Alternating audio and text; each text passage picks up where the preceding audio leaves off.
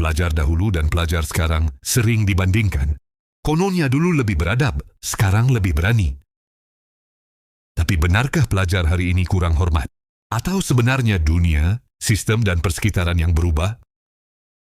Dalam video kali ini, TV Rosak Studio kupas isu hormat kepada guru dari sudut yang jujur dan berimbang. Bukan untuk menyalahkan sesiapa, tetapi untuk memahami kenapa rasa hormat itu berubah bentuk. Ada fakta, ada jenaka, ada sentap sikit. Tapi semuanya demi satu perkara, pendidikan yang lebih beradab. TV Rosak Studio, cerita rosak sikit, tapi jujur. Dulu cikgu batuk pun senyap, sekarang cikgu tegur pun diperdebat. Pergi ke sekolah membawa buku. Singgah sebentar membeli roti. Dulu guru dipandang satu. Sekarang Google jadi penganti. Kalau kita tanya orang lama, hampir semua akan kata ayat yang sama. Pelajar dulu lain, lebih hormat.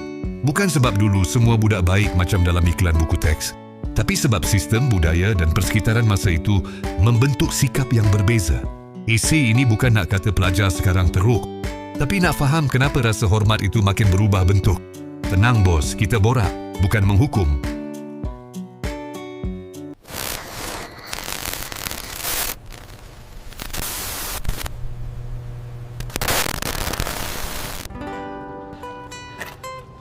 Hei. Kamu datang lambat? Asyik-asyik muka kamu je datang lambat. Kamu ingat saya tak tahu? 2 hari lepas kamu tak datang. Sekali saya lah saya nak datang. Bila saya nak balik bila? Nampak saya orang kaya cikgu. Nampak saya denda awak, Min. Cikgu berani nak pukul saya, nak denda saya. Cikgu, untuk pengetahuan cikgu, ini lawyer saya cikgu. Pernah kena saman? Surat LOD boleh? Berapa ratus ribu? 200 ribu. Berani cikgu, berani. Amin, senyap. Saya datang lambat? Ha? Dah 2 hari awak datang lambat, tahu tak? Maaf cikgu, tadi bapak saya pakai toilet dulu. Ha? Yang masalah saya, masalah awak. Tak saya denda awak, ha?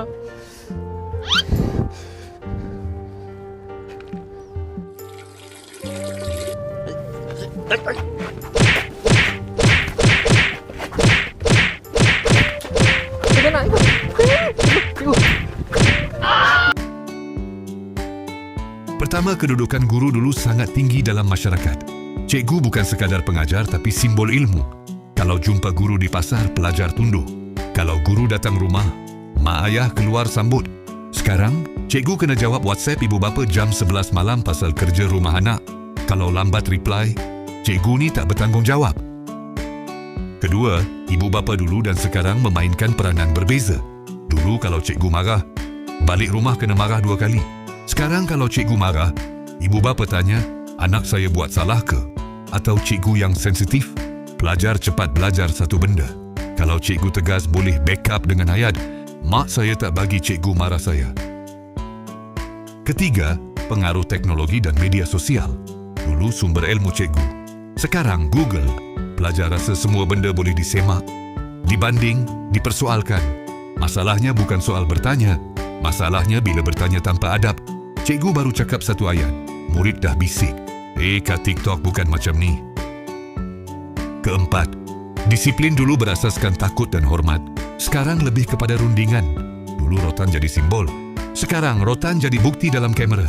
Bukan salah pendekatan baharu, tapi bila disiplin hilang ketegasan. Pelajar keliru di mana sempadan. Bila sempadan kabur, hormat pun ikut kabur. Kelima, walaupun begitu, pelajar sekarang bukan semuanya kurang ajar. Mereka cuma hidup dalam dunia yang lebih terbuka, lebih laju dan lebih mencabar. Mereka berani bersuara, kreatif dan kritikal. Cuma kadang-kadang, laju bercakap, lupa menunduk. Hormati guru bukan sebab guru selalu betul, tapi sebab guru masih manusia yang mengajar dengan niat. Keenam, cara guru mengajar dulu dan sekarang juga berbeza. Dulu guru bercakap, murid dengar. Sekarang guru bercakap, murid rakam, edit, lepas tu naikkan status. Bukan semua murid berniat jahat, tapi bila kelas jadi kandungan, rasa hormat boleh berubah jadi hiburan. Cikgu pun manusia, bukan prop TikTok.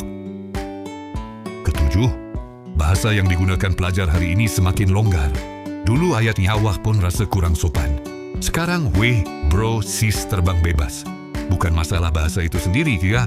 Tapi bila bahasa tak tahu tempat, hormat pun hilang konteks. Cikgu bukan kawan lepak, walaupun cikgu pun manusia yang suka kopi ais.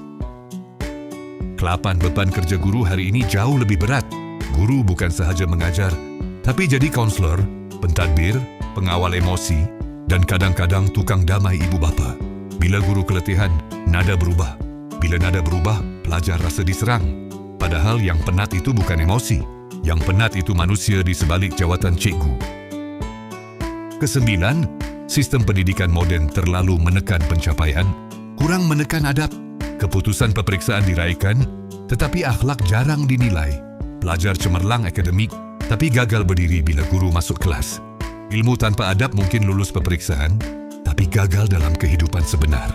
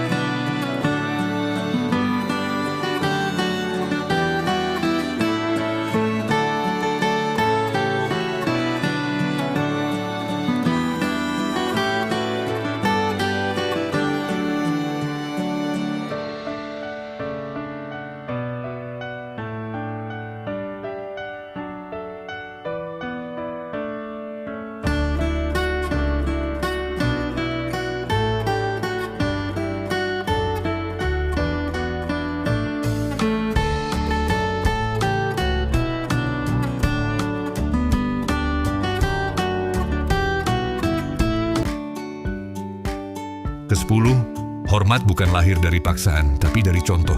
Kalau pelajar lihat orang dewasa bercakap kasar tentang guru di rumah, mereka belajar itu normal. Kalau di media sosial, guru dihina tanpa adab, pelajar serap tanpa sedar. So anak-anak bukan kurang hormat, mereka cuma meniru dunia yang kita bentangkan. Fakta menarik, pelajar dulu versus pelajar sekarang. Pertama, guru dulu jadi sumber ilmu utama. Sekarang jadi salah satu sumber. Dulu apa cikgu cakap hampir tak dibantah kerana tiada rujukan segera. Sekarang pelajar boleh simak fakta dalam 10 saat melalui telefon. Masalahnya bukan bertanya, tapi bila bertanya tanpa adab, hormat boleh hilang. Kedua, dulu dimarahi kita diterima. Sekarang dimarahi pula, dipersoal. Pelajar dulu terima teguran sebagai didikan. Pelajar sekarang lebih cenderung mempertikaikan cara guru menegur. Bukan kesalahan sendiri. Ini lahir dari budaya dialog terbuka tapi tanpa panduan adab, ia jadi perdebatan. Ketiga, ibu bapa dulu percaya guru. Sekarang mahu terlibat semua. Dulu ibu bapa jarang campur tangan kecuali serius. Sekarang, ibu bapa terlibat hampir setiap aspek. Dari kerja rumah hingga nada suara guru. Ini melindungi anak, tapi kadang-kadang melemahkan otoriti guru. Keempat, disiplin dulu tegas. Sekarang berhati-hati. Dulu, hukuman jelas dan segera. Sekarang, guru perlu ikut prosedur panjang dan sensitif. Pelajar cepat sedar guru terikat tangan dan sebahagian mengambil kesempatan. Kelima, bahasa pelajar dulu lebih formal. Sapaan dulu lebih sopan walaupun ringkas. Sekarang, bahasa santai mendominasi termasuk di bilik darjah. Bila bahasa hilang formaliti, jarak hormat turut mengecil. Keenam, dulu tak dirakam jejak, sekarang segalanya boleh viral. Pelajar dulu buat silap, selesai di sekolah. Pelajar sekarang buat silap, boleh kekal di internet. Guru juga hidup dalam tekanan sama. Silap sedikit, jadi kandungan. Ketujuh, dulu belajar untuk faham tapi sekarang belajar untuk skor. Sistem dulu lebih fokus pembentukan sasiah. sekarang lebih fokus pencapaian dan keputusan. Hormat bukan keutamaan yang diuji, jadi ia kurang dipraktikkan. 8. Pelajar sekarang lebih berani dan kreatif. Ini fakta penting, pelajar sekarang bukan lebih teruk, mereka cuma berbeza. Mereka lebih kritikal, lebih vokal, dan lebih yakin. Cabaran sebenar ialah mengimbangi keberanian dengan adab. Afif Mushrif, 86, Farihin, 121. Terima kasih, Igo. Ryan,